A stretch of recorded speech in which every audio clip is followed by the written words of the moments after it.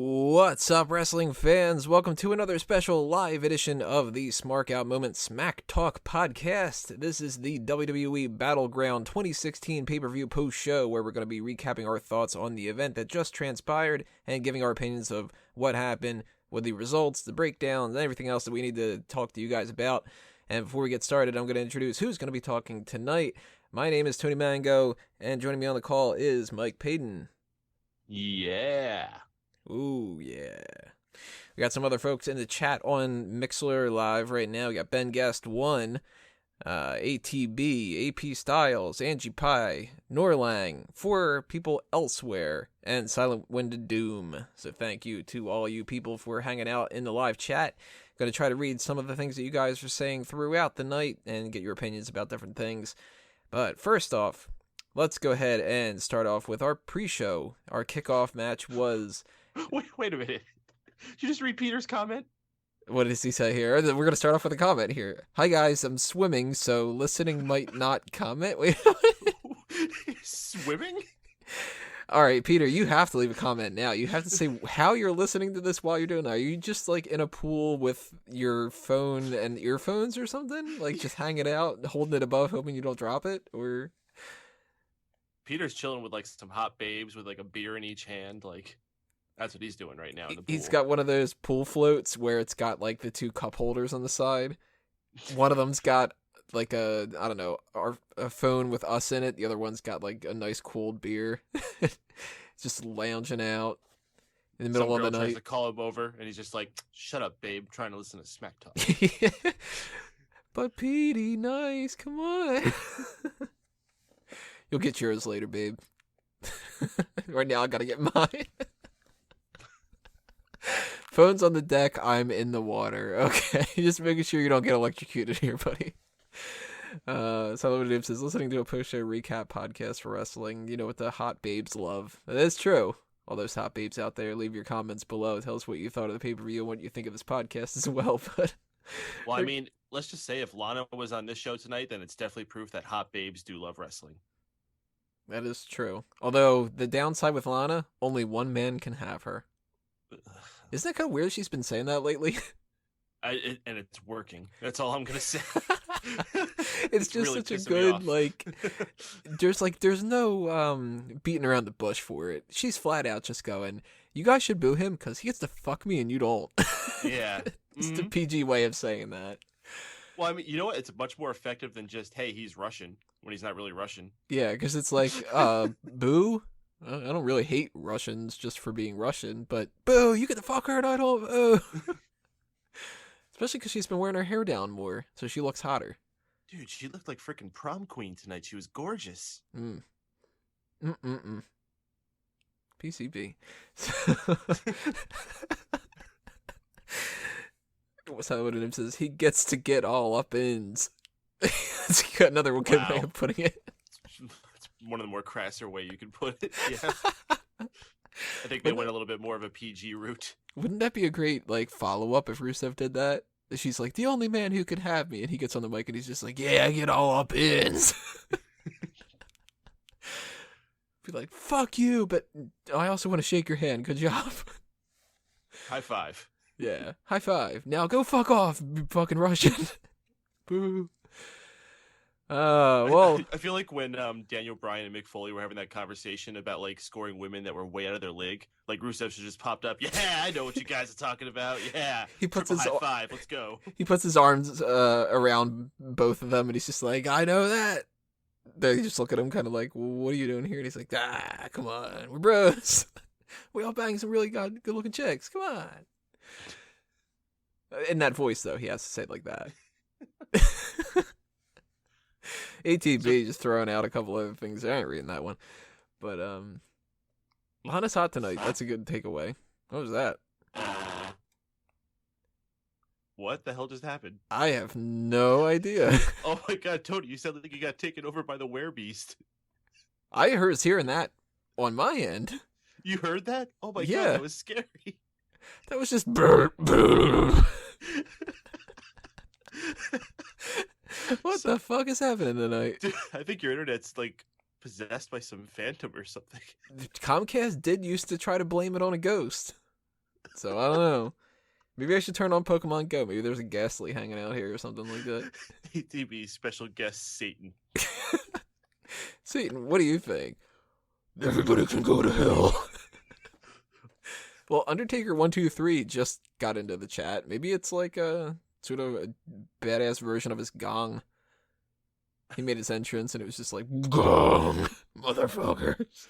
Well, I think we've officially equivocated the witty banter part of the show at the beginning. Yeah, this was an awkward enough entrance for a Smack Talk show. Someone who says Tony was like, I'm not going to read that, and then his voice became incomprehensible. Is this ATB? Is he taking over? Is that why? Because I didn't read that? Maybe. Or maybe it's because Brian the Brain's in the chat. I don't know. Yeah, that was a lot more entertaining than what the pre-show was for Battleground itself, which was the Usos losing to Breezango. Kind of happy that Breezango won, but this match was just meh. It was a pre-show match. What do you think about it? Yeah, I mean, it was a pre-show match. There's nothing here to get upset about. I saw people getting upset because there was no build. I think the whole Breezango and Golden Truth thing seems like that kind of actually fell off a few weeks ago. So it's not even like they were keeping that going. I think this was just an exhibition match between two teams that didn't have anything else to do, but they didn't want them just to fall completely out of relevancy because they have plans for them in the split. And they gave him a pre-show match. And hell, the right team won. The crowd was firmly behind Breezango here, which I thought was awesome. Mm-hmm. I don't typically consider Washington, D.C. one of those like smarky markets. But, Smarkets? Smarkets? That's what they should be called. Yeah, okay. That's what we'll officially brand those. I don't consider Washington, D.C. a smarket, but they were definitely not feeling the Usos, and they were all up-ins on the... I couldn't even finish it. All up-ins on Breezango. So we have to coin Smarkets, all up-ins. Angie in the chat asking if Peter's swimming, can she take a bath while listening? Sure, why not? We'll just make this, somebody could be at a water park for the next one. It's summer. Swad says, Smarket sounds like a discount way to get high. Yeah, so that was the pre-show. And then we transition into Charlotte and Dana Brooke versus Sasha Banks and her mystery partner, which ahead of time, Peyton, you were saying you were 100% convinced this was not going to be Bayley. I did not say 100%. I said I was nearly 100%. Oh, nearly 100%. I did say there was a 1% chance that it could be. And it was Bayley. It was Bayley. More importantly, I should say, it's Bayley! Because that's how they love to say that. I saw that one coming. I think a lot of other people did. You were holding out hope that it could have been even more of a surprise. And were you happy that it was Bayley, or were you disappointed since you wanted it to be? Or did you not necessarily want it to be, actually? I had no problem if it was Bayley, baby. I'm happy to see Bayley. I just don't think any of this makes sense. Why wouldn't Bayley have just been drafted if they were going to have it go this route? Why was she eligible to be her partner if she was supposed to be just someone who stays in NXT and wasn't going to be drafted? Why was Nia Jax and Carmella drafted before Bayley if they were just going to do this? Why were they bringing in Bayley at a time where they're really trying to make a big deal out of Sasha? There's just so many things wrong with it being Bayley, and that's why I didn't think it was going to be Bayley. I guess in a kayfabe sense, it doesn't make a lot of sense, but outside of it, I kind of buy why they would have waited, because if she would have just gotten drafted, it would have been like, oh, wait, look at that, Bayley got in. Kind of the same as, like, Carmella. Nobody's really talking about her. And Alexa Bliss, like, Nia Jax is kind of the main one that people are talking about from the draft. Outside of Finn Balor. But, if she would have been thrown into the mix like that, she could have gotten lost in the shuffle. And this, she had, like, a full-on, the focus is on Bayley and Sasha sort of thing. And I don't think it takes too much away from Sasha Banks overall, because she was coming in there as her partner. Kind of like Dana Brooke is to Charlotte. So, more so, we're going to have to see how they play into this on Monday Night Raw. If they make it all about how Bayley came up and not about Sasha, who she did get to win. The question is Bayley staying? I assume so. I assume this is the way for them to get her in. I guess there was some part during the show, I didn't hear it, but there was some part where Cole said if it was some kind of one-time appearance. Which it totally could. I mean, isn't Yeah. she number one contender in NXT right now? I think she might be. I don't know if it's official or not, but it seems like they were going into the Asuka route with her. So I mean, they could still be holding off like a few months on Bailey, and that could have just been like, kind of like they did for Sami Zayn that one time where they just had him come up for a match, and Yeah, then like come a back way down to for a while. introduce her to a crowd that might not be too familiar with her. Although at this Mm-hmm. point, if you're not familiar with Bailey, what the hell, you know? She's the most popular person that's on NXT by far. Well, there's a lot of people who don't watch NXT. Even so, though, I mean, they broadcast some things here and there where, like, if you're watching, I don't know, coverage of, like, Access and stuff like that, it's like, you know Bailey by Oh now. well, sure. It's like, oh, there's that chick with the side ponytail, but you Yeah. don't know Bailey. You haven't seen her whole act. You haven't seen her come out with the wacky waving arm filling inflatable tube men. Practice that a lot. You haven't seen her come out and do her whole hugging everybody, and you haven't seen her do her moveset. Mm-hmm. Like it's still unfamiliar for people. Yeah, it definitely doesn't hurt at all. And they picked a good night for her. The crowd loved her. That worked out very well. It was a very feel good moment. Her and Sasha. To go back to your question earlier, I'm not upset by this at all. Like I'm not like beating the walls. Like why Bailey? Like I thought it was a decent match. I thought every woman performed well. But the one thing that kind of perturbs me about it is this is 2 months in a row we've avoided a women's title match. So Yeah. that's something you cannot do for SummerSlam. They have to actually pull the trigger on this, which they set up that whole thing. How can you be upset when it looks like we're gonna get that Sasha Banks Charlotte match? Yeah, Sasha wins the match for her team by making Charlotte tap out with a bank statement, so she has even more of a reason now to be able to challenge for the title. And if we've got Bailey still in the mix on Raw, then she can kind of even the odds with Dana Brooke ringside, or like maybe Nia Jax will fill in that role a little bit. I don't know, but I think that this was a step in the right direction, and we'll instead of breaking down the card one by one, let's kind of skip to this one already. A little bit later on tonight, we had Becky Lynch versus Natalya. I think it's a complete opposite end of the spectrum with these two matches. The one had a surprise, which wasn't really a surprise, but it was like fun and the crowd was into it, and it was a good wrestling match overall. Becky Lynch and Natalya, worst part of the night as far as I'm concerned. We had Natalya is just not believable as a heel for me. And when they did that switch with her and Becky Lynch, I was just like, oh man, I really don't want to see this. And it looks like we're continuing it longer and longer and just totally bland. And this kind of killed a good section of like the momentum for the night. As far as my point of view, what did you think about the second match, the Becky Lynch and Natalya? I couldn't disagree with you more, man. I thought these women overperformed what everybody was putting expectations on them.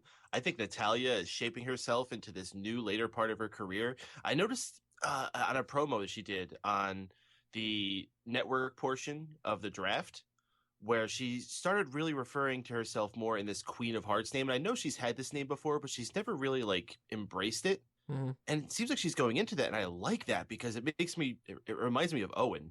When he used to go around calling himself the King of Hearts a lot. When he was calling himself the Queen of Hearts. No, he was calling himself the King of Hearts. I know, I was just making a joke. Mm-hmm. And I think her style has been adapting. And I actually noticed even on commentary, for how long, we would always just be like, why do they always compare her to her Uncle Brett and never talk about her dad? Tonight, they were referring to her more to her dad. Talking about how she's like the big person taking control, beaten down, being malicious. This match had a true old school mindset to it where Natalya just picked a body part, worked on it, and then eventually made her tap out with a submission. That part was good. This was great. I mean, it wasn't like match of the night. I mean, on a night that had so many fantastic matches, I can understand where you could say it's the low point, but to say it was bad, I can't say this was bad. I think these two women went out there. I like both of these women a lot. I look forward to how they're both going to be able to shine without having to worry about contend with Charlotte and Sasha Banks and Nia Jax, who I'm sure is going to be a pet project for them. They're really going to be able to breathe more on SmackDown, so I look forward to it. ATB says, do you think that Becky lost due to her comments from Comic-Con? I don't remember hearing anything about it. Do you know about this? I don't know the exact words, but it was something along the lines where she doesn't think the women's revolution is really working the way that it should. She's right. Yeah. It isn't. I mean, I don't want people to get the wrong impression. I didn't like, oh my god, I hate this match. Like you were saying, banging my head against the wall. I wasn't like that. It was just, at this point, I was really kind of hoping for something else, and they didn't really do it all that much. So I think that the Charlotte, Dana Brooke, Sasha Banks, Bayley match, if I'm going to watch one of these two matches of the night, that one is leaps and bounds above this one, from my point of view at the very least. But I'm going to backtrack a little bit on that. After the women's tag match, we had the New Day versus the Wyatt family. The titles weren't on the line, and this was the last time that we were pretty much going to see the Wyatt family because they are no longer going to have Braun Strowman. He is sent to Raw while the other two are on SmackDown. So the New Day actually kind of made reference to that. They were saying that means that they could be more diabolical than ever because they're going to have like a chip on their shoulder about this kind of a thing. I liked that. And I liked their opening promo. I liked a good amount of things that happened in this match. I actually really enjoyed this segment quite a bit. What do you think about it? The match or you said a segment? The whole thing. The match, promo, all that stuff. The match I honestly was in and out of. I liked what Xavier Woods was pulling off, and I do love that the crowd got really behind the whole Xavier Woods cowering and overcoming that fear. Yeah, that was probably my favorite part of the whole thing, him standing up to Bray Wyatt. I feel like a lot of people are going to get upset that Xavier didn't turn, but I feel like that would just complicate things so much. I think the bigger thing that I'm more intrigued by is what the future for the Wyatt family is going to be after this, because they won. And they're mentioning this with the club, where how they got split up, and they're saying they're not being broken up, they're expanding. I'm wondering if that's something they're going to do with the Wyatts as well, or if we're going to have like a Wyatt presence on both shows. And if they are going to find someone to pair up with Strowman, maybe when Harper comes back, they'll put him on Raw, but they got to have someone else to fill in time until then. You know, it would kind of make sense if you were going to split them 50-50 for Luke Harper to be with Braun Strowman, because Braun Strowman's weakness out of everything is his in-ring work, and Luke Harper is the best in-ring worker that they've got. How weird would it be that Luke Harper is the smaller, more nimble guy? Yeah. It's like, well, the guy who can take the pinfall loss here is, I don't know, 6'8". Excuse me. AP Style saying Big E has to stop doing that spear through the ropes. He's going to get crippled. My God. He has to, for sure. I really thought he was going to die tonight. I thought at the very least he was going to get a concussion from that. He may have. We don't know what the results of that whole thing. I mean, he was joking later in the night eating his Bootios. Maybe that's what made him feel better. You know it's going to be a real cereal? Yeah. And it's going to be expensive as shit, and I'm not going to buy it because it comes with a stupid t-shirt. Yeah, Drew. Well, he didn't even need the cereal to buy the t-shirt. I did like this segment quite a bit, though. One part that a note that I wrote to myself that I thought was really funny. During this match, Cole had a nice little flub. He was like, "That was like floating a swai." Listen, you're on live TV. How many hours these things will happen? Yeah, I know. I mean, I've done more than my share of fucking up different things. I'm screwed up on this podcast already. I'll screw up some more too. But that one was just like, wait a minute. And then after about 20 seconds, he corrected himself. So you know that he heard it after he said it and just went, oh, fuck. Floating a swai. So where do you think that they do go with the Wyatt family, though? Do you think that they're going to continue staying the Wyatt family just on 2 shows? Or do you think that this is kind of the end and they wanted them to leave off on a high note? Well, they've also hinted at the fact that just because that Rowan and Bray are on the same show doesn't mean they're going to stay together. And if you're actually watching those backstage segments they were doing during the main event, Rowan was there, but Bray was nowhere to be found. And the funniest thing is when they were coming out at the end for the celebration, Rowan is there like talking to Lana as they're walking out. And it was just the most awkward looking thing. Hey, can I get all up ins? Yeah, that Twitter video he posted was kind of weird. It was somebody, the first comment that I had seen at the time, somebody just put, "This is too over the top." Like, this is too scary kind of. But they might be taking him in a new route. They might be staying with the whole Bray Wyatt thing. I don't know. Eventually, he's going to have to start going down that future legend path. So maybe now's the right time. After the Wyatt Family and the New Day match, we had the United States Championship match, Rusev retaining against Zack Ryder, who seemed like a pretty good challenger throughout this. He was putting on a good show, and there was a couple different points where I thought that he actually might end up winning. But Rusev locks in that accolade, and once he torques that back, you're friggin' done. So I'm sure you're happy. Rusev retaining here. I'm sure Dane's happy as well.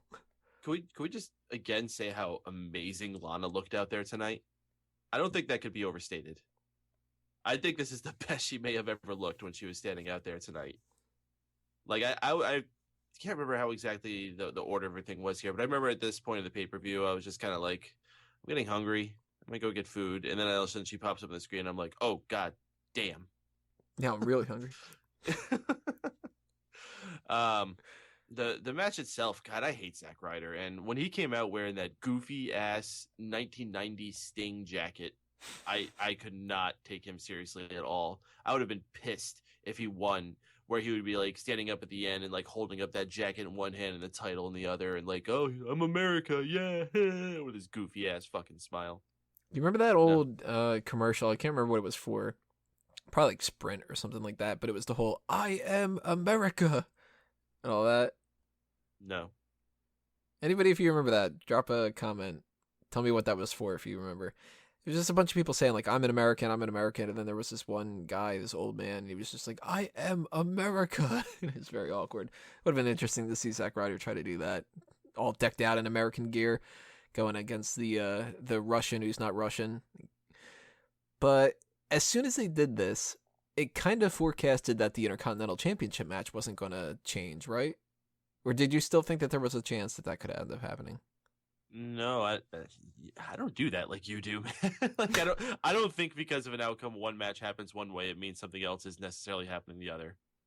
Even though they had like the two mid-card titles would pretty much go on opposite shows and that kind of a deal. We still don't know what the deal with the titles is. All the champions might be traveling champions.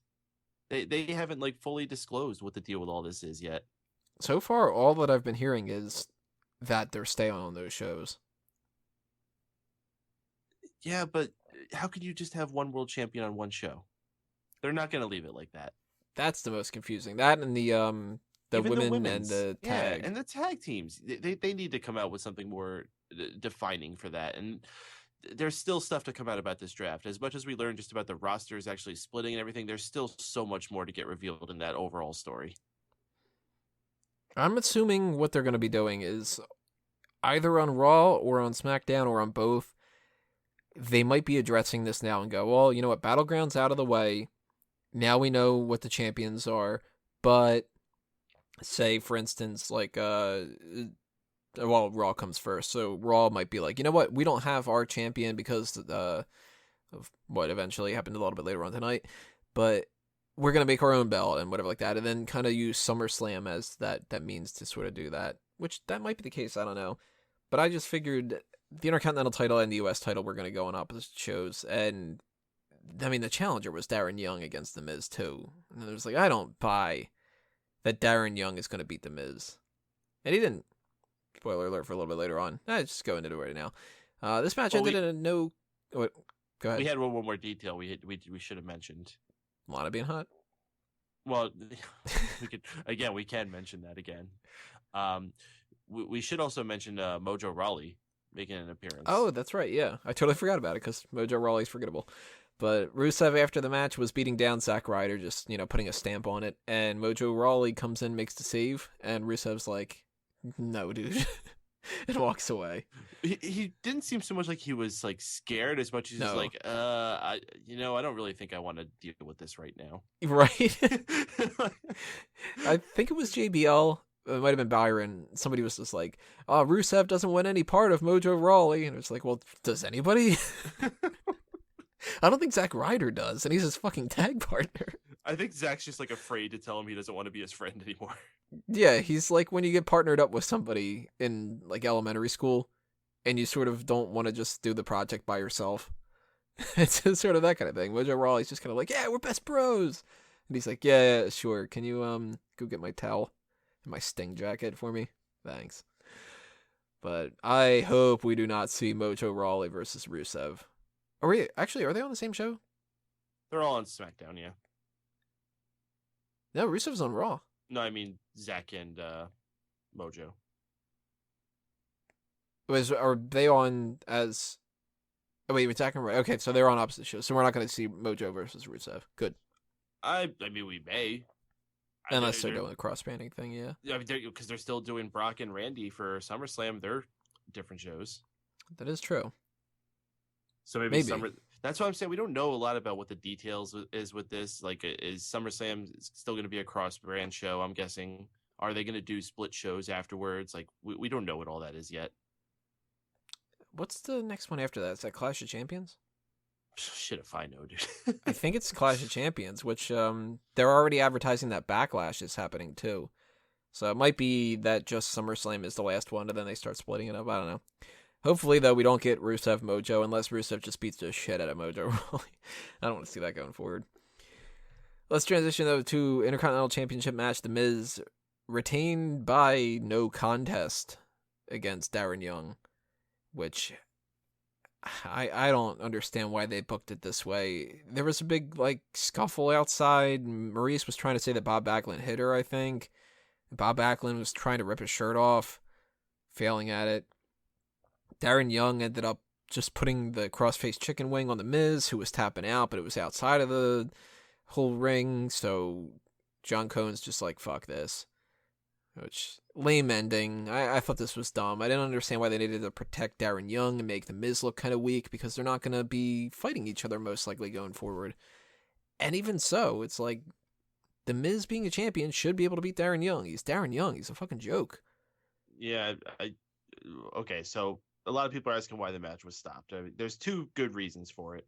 Count out, or a DQ because of loss of control. Either one of those would have made sense. There was enough going on in there that the referee could have called a disqualification for loss of control. Also, Miz was outside of that ring for a very long time. That's what I thought at first, was that it was a count out. And Darren Young was out there too. Yet Ben guessing he was out there for 1 second. He couldn't have been out there for 1 second because he went out there and he put on the $1 Million Dream. He didn't do the crossface chicken wing. He did the $1 Million Dream, which details here. Otherwise, I thought this was a fine match. I like the act of Darren Young and Bob Backlund, especially Bob Backlund. I thought Bob Backlund was hilarious tonight when Miz was going to do the thing where he was just going to walk out and just leave, and Bob Backlund's just like standing there like a football player, like blocking him with his arms out. I thought there was a lot of fun with this. It does once again seem like this is going to continue, and if we're doing cross brands going into SummerSlam, who knows? We could have these guys facing each other again. Do not put that damn belt on Darren Young. I'm gonna be pissed if this happens. Let's backtrack yet again to what I consider to be the best match of the night. Sami Zayn versus Kevin Owens. How good was this? It was Really? I've seen enough matches with these guys, and I really feel like if you've seen one, you've seen them all. They have great chemistry. They just kind of go out there and do the same thing every time, though. If this is the last time we see them fight, which it's not going to be, it would have been cool, but it's another match in a series of great matches they'll continue to have. I think it was a fun match, but the match of the night, I think there was so much other things that were more special and fantastic than that. I actually wrote this down as one of my favorite matches of the year so far. I really like this a lot. I loved that brainbuster on the apron. That was harsh. Owens super kicking Sami Zayn when he was diving through the turnbuckle. That was really cool. Even just the ending, the way that they were doing, he had to do multiple haluva kicks just to kind of, really put a finish to it. I think that this was easily the best match of the night. Kalen Ferris throwing out there that he's a big fan of that too. ATB says probably a match of the year candidate, if not close. And AP Style saying Brainbuster was sick. Totally agree on those. Going forward, it's going to be kind of tough for them not to go against each other because they are on the same brand again. And I like that they sort of called attention to this, where they were saying these two wanted to be on separate brands, but Kevin Owens was saying, what is this, fate telling us to keep fighting each other? It's just like, that's a good way of putting it. Just like, oh, okay, I guess I can just keep beating his ass. But the right man won here. I think that Sami Zayn deserved to win this after losing so many different times to Kevin Owens. Were you happy with the outcome, or do you think that Kevin Owens should have won just to kind of preserve that? Kevin Owens should have won. Kevin Owens is on a higher level than Sami Zayn. He is. It's like not even up for debate. And like Kevin Owens, if you're going into this brand split, you really need a guy like Kevin Owens to be on a higher level. Sami Zayn honestly could fight in the freaking cruiserweight division. And like, yes, he could climb himself up, but this wasn't the time for this. This win could have happened at a better time later on. This should have been Kevin Owens, another win. What did that make him? Like 5-0 over Sami Zayn? And that's fine for me because he's that much more of a higher class athlete than Sami Zayn is. 5-0 wins. So we had our 6-man tag team match, Enzo, Amore, Big Cass, and John Cena against the Club. And we started this off kind of similar to the way that the New Day did, getting a little pre-match promo. This one much better than the New Day's, though. Enzo on fire to the point where Big Cass actually even says, "Give it up for Enzo. That was great." My favorite takeaway from that one was the advice, never make eye contact with someone while you're eating a banana. Smart words. Before we talk about the match itself, what do you think about the promo? I think Enzo had a lot of advice for urinating. I don't know if Quite he was reading a guide on this. John Cena just could not control himself during this. And he was laughing his ass off. Well, I applaud him for, I'm sure in his mind, thinking that he's helping a guy there. Just chill the fuck out. Like, let Enzo take control. Like, this was Enzo's moment, and Cena had to keep going in there and freaking mugging and then coming in and raising his arm. Like, just stop it. Let Enzo do his thing. You know, and Cass did it the respectful thing, too, saying, oh, how give it up for him. Like, he couldn't even, like, try to get into his thing before that. Cena, on the other hand, like, it's always got to be about him. It's always got to be about it. Like, how many times have they tried to take someone who was really hot with the crowd and put them with Cena to try to help get him some positive energy? And very rarely it works. And with Enzo and Cass, it's finally fucking working. And you know Cena knows this, and he is just like all eating over it up whenever it's there. Yeah. It's like, man, I haven't gotten cheers like this in a long time, even when I was doing the U.S. title thing. 2004, maybe? Yeah. So I did dig this, though. I thought this was really good. And I'm glad that the Club didn't have anything to say, too. It would have dragged on a little bit too long if they would have cut a promo. Club They just came out just kind of like, fuck you, we're going to beat you up instead. We're going to beat up John Cena. Club has spoken enough over the last few weeks. They're ready to just go out there and get the job done. Exactly. And they didn't, because they lost. But I still think that John Cena should have won this match by pinning AJ Styles, because it gives a little bit more momentum for him to challenge for another rematch. And it's kind of evening the odds a little bit. They lost on SmackDown, I think it was, right? Or was it Raw? They had this tag match where Enzo got the pin, or got pinned. Whatever the case may be, it was that team kind of lost. So they deserve to win this one around, switch it up a little bit. And I'm curious to see where they go with the Club going forward a little bit. If maybe AJ is going to be like, you know, now that we're on separate shows, I don't really want to be a part of the Club because they're holding me down, that kind of thing again. Or if it's just going to be while they're on separate shows and we're still brothers kind of a thing. I don't know. But what do you think about the outcome of this? Should John Cena have won? Or was this kind of a disappointment to see AJ lose? No, I think the Club should have won this. I don't see what benefit that a guy like John Cena is going to take out of a time like this. Enzo and Cass, you could have pinned Enzo with like Luke Gallows and it would not have seemed like a problem for that. Like Luke Gallows could have came in there and kicked his head off and then they could have hit the Magic Killer and that would not have made Enzo look weak. I think the Club needed to continue looking dominant, especially if they're going to be doing something with them expanding. Again, when I was going back to the Wyatt family, the original reason I had that idea is because of a tweet put out by AJ Styles saying that's what the Club is doing. If they're going to be recruiting the likes of someone like a Finn Balor or who knows who else might get involved with it. Mojo Raw. Shit, who knows? They have a lot of people to replace that they used to have over in Japan. So who knows who they might pull in. Maybe they'll pull in Nakamura. I would assume Austin Aries would be a good fit. Austin Aries could definitely be a good fit. Maybe Joe. I could see maybe Joe being a part of it. Let's just get all the Ring of Honor nerds. Let's just put them all in the group. Put in Cesaro. Cesaro's been salty lately. You could put him in there. Yeah, but you know what? As good as he is right now, even joining somebody like a Ring of Honor association with the club, he would be so much better if he would be Claudio. Change all their names. The Ring of Honor club. Seems like the chat's kind of going against John Cena winning here. Peter saying club is done. Cena stayed on the side till he was needed. Criticism that he came in and just did 5 moves to get the pin. That's a typical John Cena thing. I'm not really too surprised about that overall. Kalen saying you could tell that Cena's an Enzo fan. Of course he is. The only reason I can see this being this way is if somehow that WWE title finds its way back onto Raw and they need to make a second title for SmackDown, and you're setting this up for Cena to get that title. For Cena to get it, not Styles? Yeah, for Cena.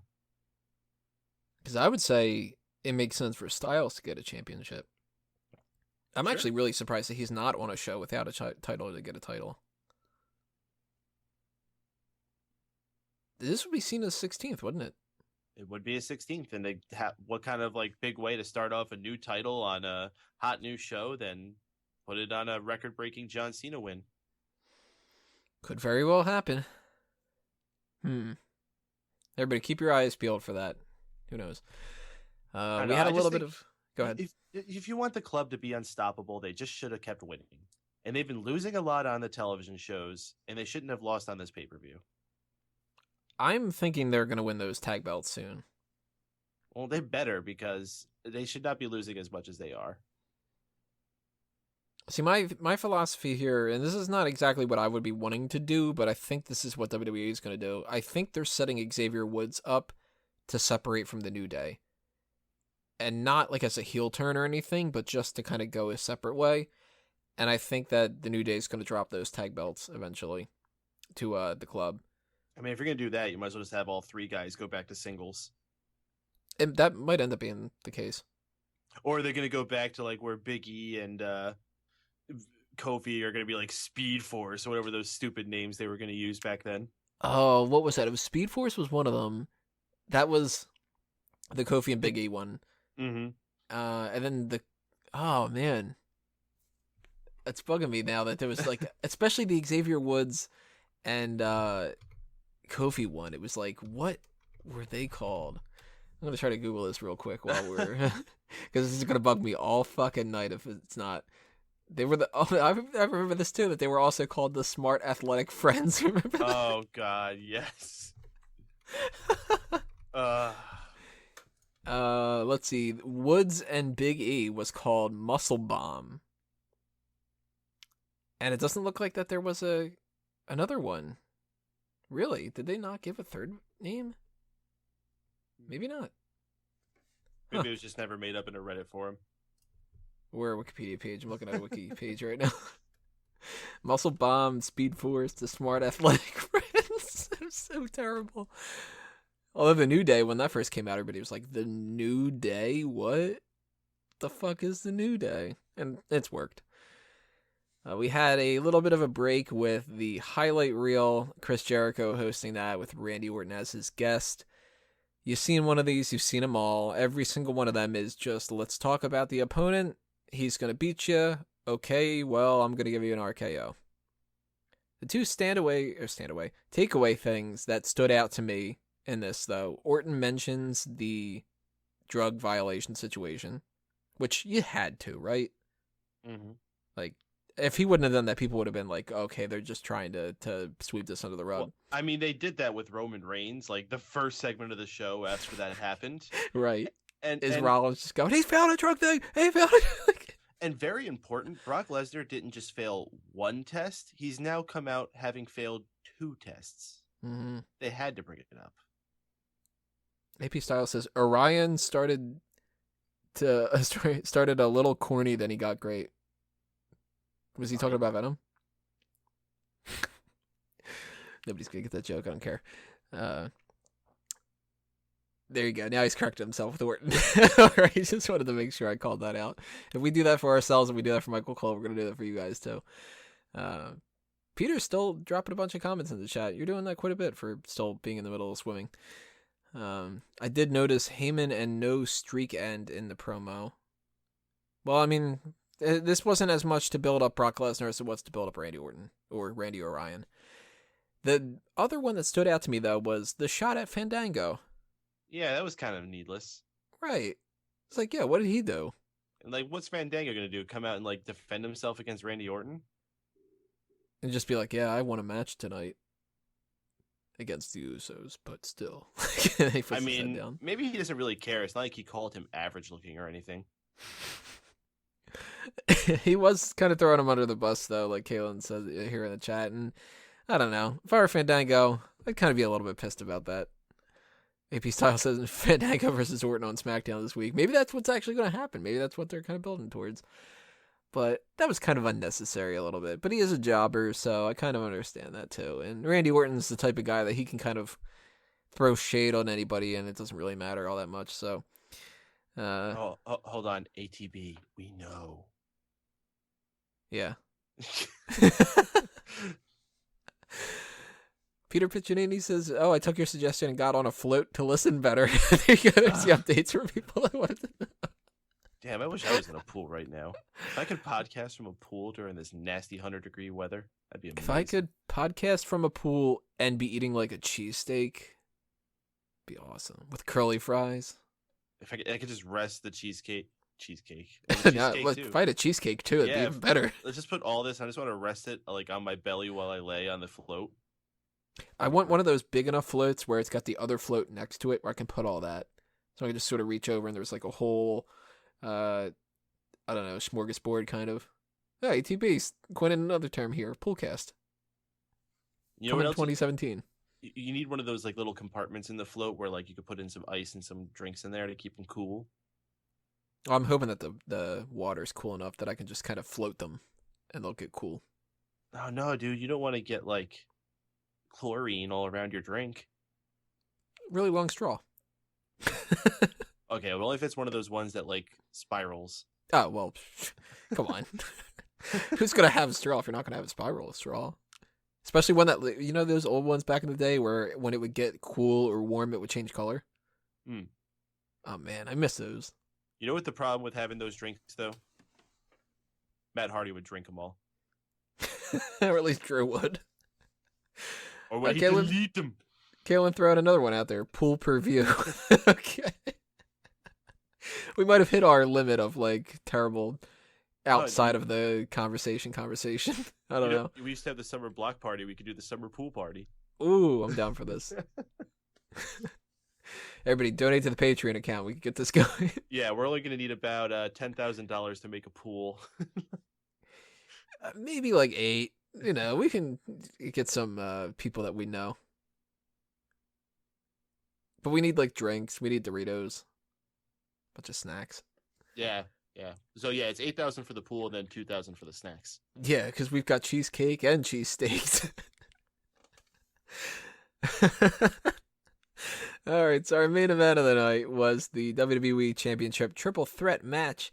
Dean Ambrose successfully retaining against Seth Rollins and Roman Reigns. I'm going to put this out there right ahead of time. I think a lot of people are going to be disappointed in this because they've built it up so much over the years that there was no way that this could end up actually being as good as they were hoping that it would be. I, on the other hand, liked this. I thought that it was a great match.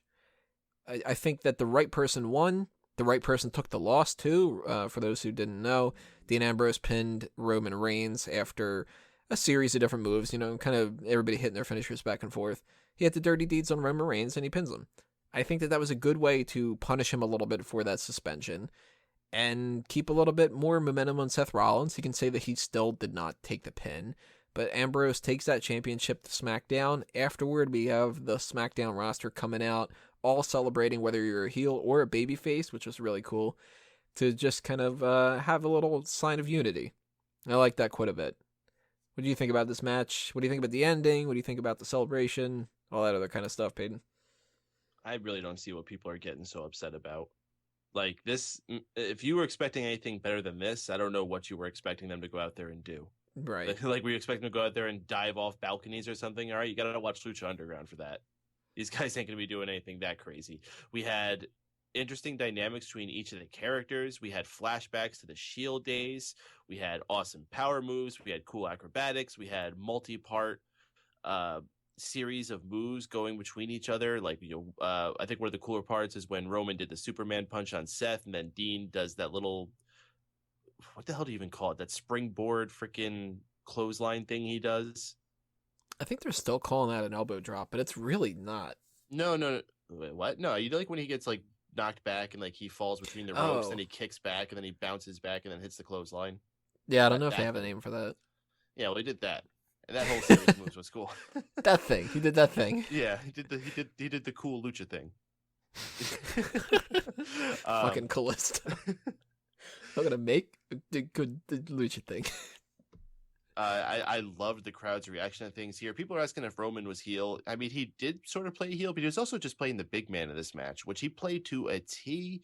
I like the beard. I think the crowd was on fire for this match for everybody. I loved how at first we saw Dean and Roman kind of working together because they had their friendship, but eventually when push came to shove, Dean and Seth realized, like, if Roman's the big guy we got to worry about, so they teamed together to try to take out Roman. The finish was great. I mean, Roman looked like a beast throughout this entire thing, but he just got caught at a moment where he wasn't fully paying attention, and Dean got the pin on him.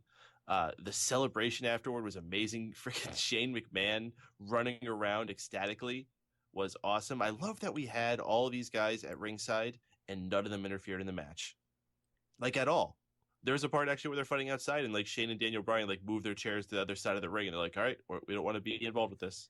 That's a good point to mention, because normally when we do have like Vince or Triple H or somebody, at some point they make a distraction or they, toss a chair into the mix or whatever. Very good to see that wasn't the case. It was like, let's just find out who the champion is. I think it would have overbooked it a little bit too. Because then it would have became another thing about the draft. Some people were complaining it's kind of short. I think it was a perfect time. These guys will face each other in a triple threat again. I would say more than once. We're going to have this match down the line. You got to leave something for that. I think the timing was fine. And also, you got to consider this match didn't even start until almost 11 o'clock. And they still went, almost 20 minutes? It was like 10:51 before the entrances started or something. I think they had plenty of time out there. Yeah, I think if it would have gone too much longer, it might have gotten a little bit dicier. So I like this top to bottom. I thought that this was a great match, a great way to end the night. I think that it makes a lot of sense for SmackDown to have the champion because they need it a little bit more. My main curiosity is where they're going to go with this going forward, because they're not quite setting anything up yet for SummerSlam in a lot of different ways. I mean, the only thing that we know is pretty much a guarantee is that we're probably going to get John Cena, AJ Styles. Everything else is kind of all open for discussion, and I don't know if we're going to get Roman Reigns versus Seth Rollins, maybe another person starts challenging Dean Ambrose and we get a side thing like that. But is there any way in particular that you'd like to see them take this? Oh boy, that's tough.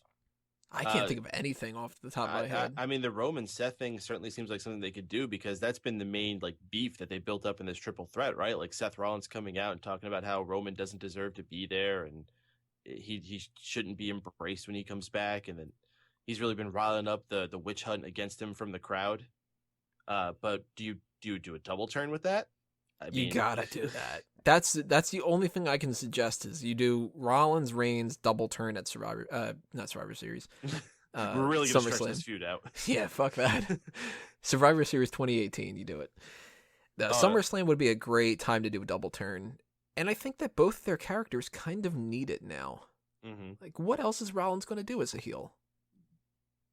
Unless he's going to be the corporate goon for Stephanie McMahon, but like we've seen that already. That was last year for an elongated amount of time too. Like, it wasn't like a character that he only played for a month. That was the primary focal point for 8 months maybe or something.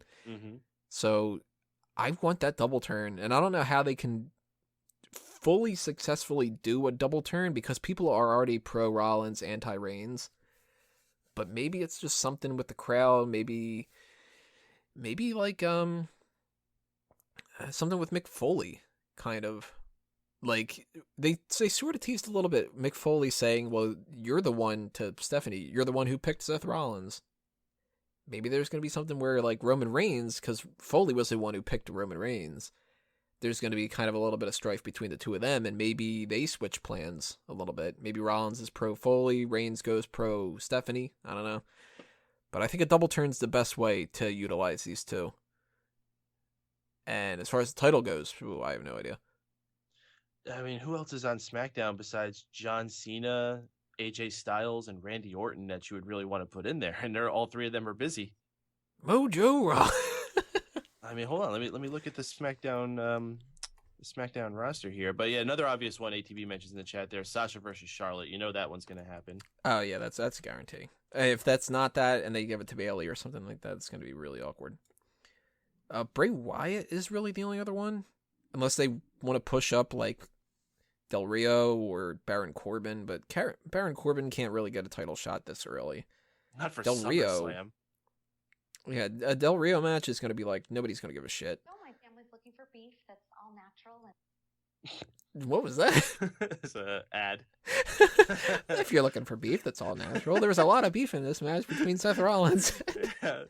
That triple threat. There's a whole lot of beef in the ring at once there. Gorilla Monsoon right now is just going, wait, somebody say there was a lot of beef in the ring? Yeah, I'm looking through the list here. I guess Kane you could always throw into a spot like that if you really had to. I mean, if you were going to make other matches a higher feature on it, you could have Kane versus Dean Ambrose as your third match from the top. Or maybe they're not even going to do that AJ Styles versus John Cena match. Maybe it's going to be a triple threat with those two and Dean Ambrose. Oh, shit. Yeah, you could do that. And that way you could actually get a different champion. Maybe that's when John Cena wins. Or, who knows?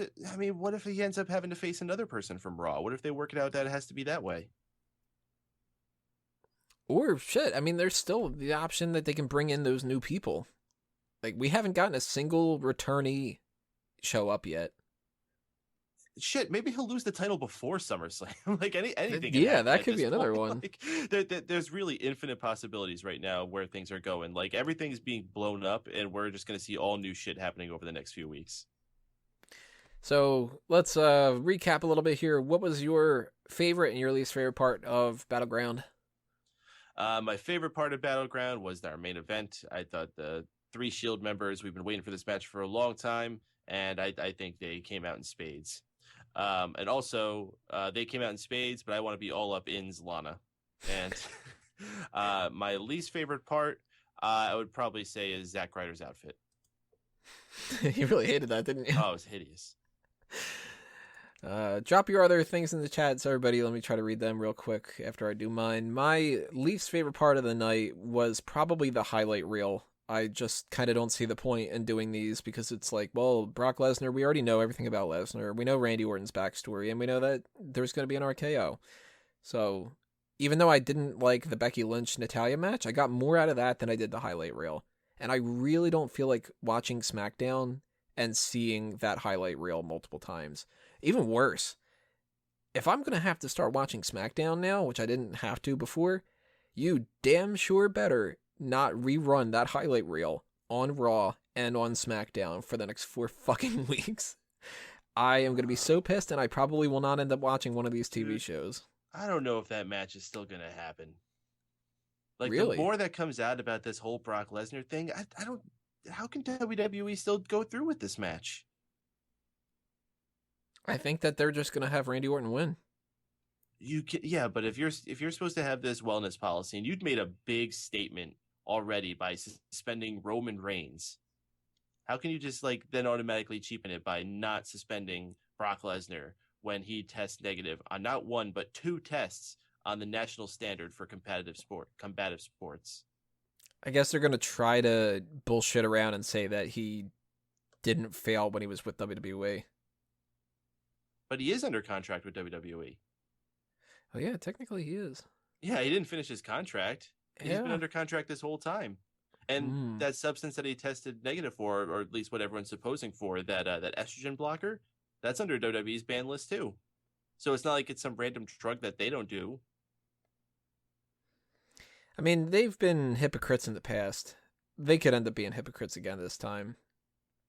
But if they don't do that, it's going to be Jericho for sure filling a spot. That's a guarantee, I think. Maybe that's why they did what they did tonight to have a secondary like fail safe here. Mm-hmm. I would not be surprised at all if we see that happen. Just kind of like, well, Brock Lesnar can't do it, but Chris Jericho's got a beef with, that woman's going to come back and start selling me the beef on this. That could be their backup option. So, and that I would be actually, I think would end up being a better match, but I'm still more interested in the Lesnar one. So we'll see. I mean, we still don't know what's happening with even the titles. So if that was my least favorite part of the night, my favorite part was Sami Zayn versus Kevin Owens. The main event is very, very close to that, but I think that match just by a hair stole the show. Silent What to Doom here says, high point, Dean pins Roman clean. Low point, highlight reel was an inevitable death march to an RKO, and Randy beat Jericho on the mic. I thought it was a fun trip to that RKO. They had a little bit more fun with it than I thought that they would, because Randy Orton's usually very stoic. Mm-hmm. Maybe he's just kind of like, he missed it a little bit. He was saying on the way to the ring, he was just like, I've been waiting, 8-9 months to do this. Thank you all and all that. So maybe he's a little bit humbled. I don't know. There's a few different Randy Ortons you can get on any given night, and this Randy Orton we had tonight reminds me of that one when he was like leaping in the air. Yeah, that was good. Just kind of like, woo, this is fun. ATB says favorite was Zayn versus Owens. Least favorite, I don't know, Becky v. Natty. It was all pretty good. So that's a good way of looking at this optimistic point of view. Ben Guest, best was main event. Worst was Ryder surviving too long and Mojo. And I think that's all of our best and worst. So I want you guys to leave your comments if you're listening to this a little bit later on from our live chat in the comments below on YouTube or on the Facebook page or anything else that you guys are checking out what we're doing here. Tell us what you think of Battleground 2016. If you were singling things out as a favorite or least favorite, make sure you drop them too. And how do you think that they're going to take this going forward? Were the right decisions made for the draft, or is this kind of spelling doom for what's happening? Last thing that we have to take care of here is just some promotional stuff. Peyton, what do you want to toss out there for everybody? Well, if you like video games, or at least watching people play video games, you can find me almost every night of the week on the Twitch. I actually just recently joined up with some friends on a farming simulator multiplayer server. So you could watch us and our escapades creating a farm, chopping down trees. It's a lot more fun than it sounds. Trust me, guys. Come watch. If you like watching people play games where grass grows. Oh, it's great, dude. You sit there and you wait for it to grow, and then you harvest it. And then you plant more seeds and wait for them to grow again. And then they grow again. And then you harvest it again. Ah! The insanity. Sometimes the seeds even spread a little bit. Some bird comes along. It's like, where did that watermelon come from? No, there's no birds. Really? No birds. Oh, no, there's chickens. You can get chickens. They kind of count. They lay eggs and you can collect the eggs. Man, I want some chicken now. If you want to send some chicken wings my way, go ahead and do that as well. Make sure you follow all the plug side of things from Smark Out Moment. Obviously, if you follow Facebook and Twitter, you're going to get some information about that. But there's everything from the Rest Hold side of things, like the TeePublic shop and the Patreon, the PayPal, the Smark My Words. All that stuff is happening in our section that we still are not quite sure what we're going to be calling in the future. So if you have any suggestions about that and where we should take Smack Talk in the future with kind of reorganizing everything and stuff, then, still taking suggestions when it comes to that. And we are also taking mailbag questions for those that are listening and still have not submitted their questions yet for July. Go ahead and do that, because we got a couple days left before we're going to be answering those on the next episode of Smack Talk, which is going to be coming up Wednesday or Tuesday or Thursday, whenever we do it.